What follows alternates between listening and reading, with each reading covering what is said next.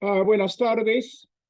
Les voy a hablar brevemente acerca de los primeros dos capítulos de la primera parte de Quijote. Creo que vale la pena comentar la primera oración del texto, que dice: en un lugar de la Mancha, de cuyo nombre no quiero acordarme, no ha mucho tiempo que vivía un hidalgo de los de lanza en astillero, adarga antigua, rocín flaco y galgo corredor. Creo que hay varios elementos que requieren un comentario en la primera oración. Lo primero que me llama la atención es que el narrador suprime el nombre del lugar donde sucede la historia, es decir, el lugar de origen de Don Quijote. En el contexto de una narración supuestamente histórica, suprimir el nombre del lugar donde sucede la acción sería una anomalía, ¿no? Otro detalle que me parece de interés es la imprecisión en cuestión del tiempo. Se dice que la acción sucede no ha mucho tiempo. Yo diría que nos remite a un pasado inmediato, es decir, a un pasado que sin duda los lectores tendrían fresco en la memoria, ¿no? No es un pasado lejano, sino un pasado inmediato. Y luego es importante destacar que el narrador presenta al protagonista como un tipo social, es decir, Don Quijote al principio se describe como integrante de una clase social, es hidalgo, lo cual quiere decir que pertenece al estrato más bajo de la nobleza. En términos prácticos, quizás lo que más importaba de ser hidalgo en la época de Cervantes es que los hidalgos no tenían que pagar impuestos. Era la gente plebeya, la gente de la común y corriente que no pertenecía a la nobleza, que tenía que pagar impuestos en tiempos de Cervantes. Las oraciones siguientes siguen básicamente identificando el personaje con elementos muy concretos, es decir, lo que come todos los días, y lo que revela la dieta es que es un hombre relativamente pobre, por lo menos de medios muy modestos, ¿no? Lo mismo los detalles en cuestión de su forma de vestirse. Otro elemento de gran importancia, de gran interés, es la imprecisión del narrador con respecto al apellido del personaje. Y lo que tenemos que entender es que Cervantes vive en un momento en que la sociedad tiene una verdadera obsesión con el linaje. El apellido lo determinaba todo, era lo que en primer lugar servía para integrarle al individuo a una estructura social, a una jerarquía social. Y el hecho de que, a pesar de pertenecer el personaje a un pasado inmediato, el hecho de no poder decirnos el nombre precisamente es una aberración. Todos los apellidos que propone en realidad son apellidos que sugieren imágenes gráficas poco dignas, podemos decir, de un personaje que aspira a la grandeza. Quijada saben lo que es una parte del cuerpo, es decir, es el hueso, ¿verdad? Inferior de la boca. Quesada sugiere la idea del queso, es decir, tampoco es un apellido que parece sugerir antecedentes gloriosos, ¿no? ¿Y cómo es posible que determine por conjetura el narrador que el apellido del personaje habrá sido Quijana? Es decir, desde el principio lo que destacamos es un descuido total de parte del narrador que suprime cierta información importante, parece carecer de conocimiento de otros detalles esenciales, pero en cierto sentido también nos ubica el personaje con gran precisión a través de las referencias a lo que come y la forma de vestirse del personaje. Se nos dice que del exceso de lectura a Don Quijote se le secó el cerebro y entonces nos proporciona el narrador información importante para entender su condición médica. Se trata de una falta de balance de los elementos, de los cuatro humores, de lo frío, lo caliente, lo seco y lo húmedo, ¿no? Y entonces lo que predomina en la constitución del personaje es precisamente el predominio de los elementos calientes y secos. Y lo que tenemos que entender es que según las teorías psicológicas de la época, el balance de los humores en el individuo determinaba cómo era de carácter. Entonces, el personaje en el que predominan los elementos secos y calientes es un personaje que suele sufrir de excesos de fantasía y también de arrebatos de coraje. Es un personaje corajudo, iracundo, pues. Creo que es importante también entender su motivación. Obviamente, se vuelve loco por el exceso de lectura, la desvelada, y vemos que descuida todo lo que debería importarle. El Estado vende tierras de riego para comprar más libros de caballerías y podemos pensar que la obsesión lo lleva básicamente a descuidarse físicamente, mentalmente, a descuidar también su patrimonio, las tierras que son la fuente de su condición social, de su vida como hidalgo. Entonces pasa por un proceso de invención, de autoinvención. En realidad, lo que nos dice el narrador acerca de los orígenes y de los antecedentes del personaje quieren decir muy poco, es muy poca información. Entonces, lo que vemos en realidad es que el personaje se va creando a sí mismo delante de los ojos del lector. Presenciamos a través de la narración un proceso de autoinvención.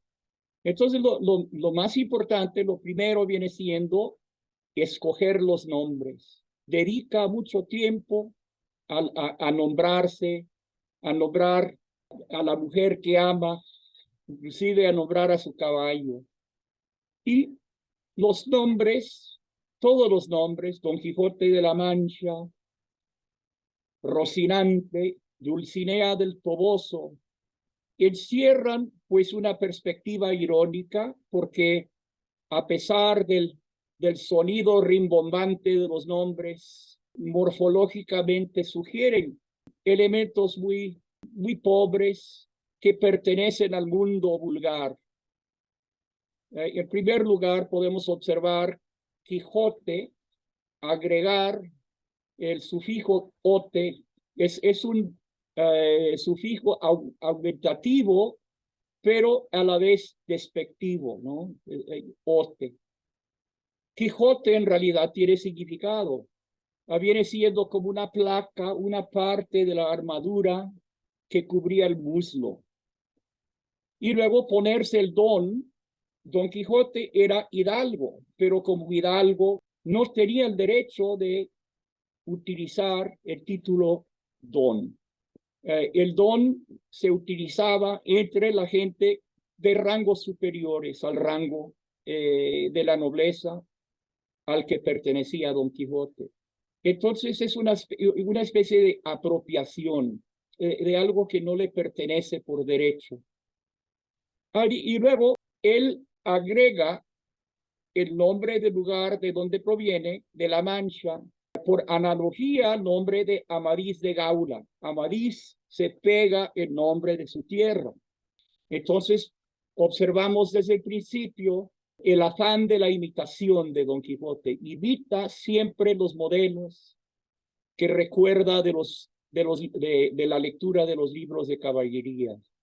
Si pensamos en el sentido literal de la palabra mancha, which would be like spot or stain in English, tiene un significado muy importante dentro de lo que es la iconografía del honor, el vocabulario y las imágenes que se suelen asociar en tiempos de Cervantes con el honor. Entonces, la idea de la mancha es una idea de algo que ensucia, que le quita, le resta valor a la honra del individuo.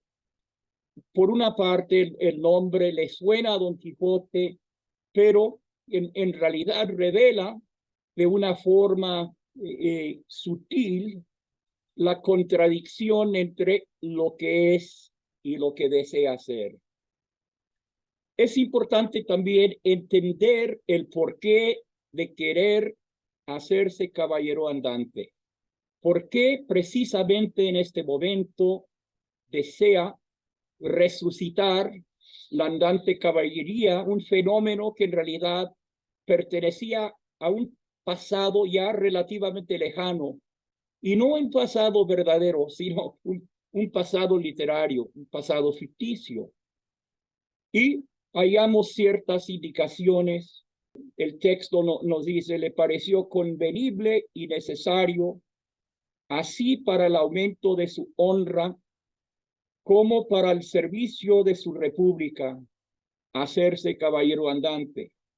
Lo que se propone hacer al ya llegar a ser caballero andante es deshacer todo tipo de agravios. No lo podemos ver todavía, pero Don Quijote lo que siente es la urgencia del momento, porque vive a comienzos del siglo XVII, última década o dos del siglo XVI, en un momento de crisis.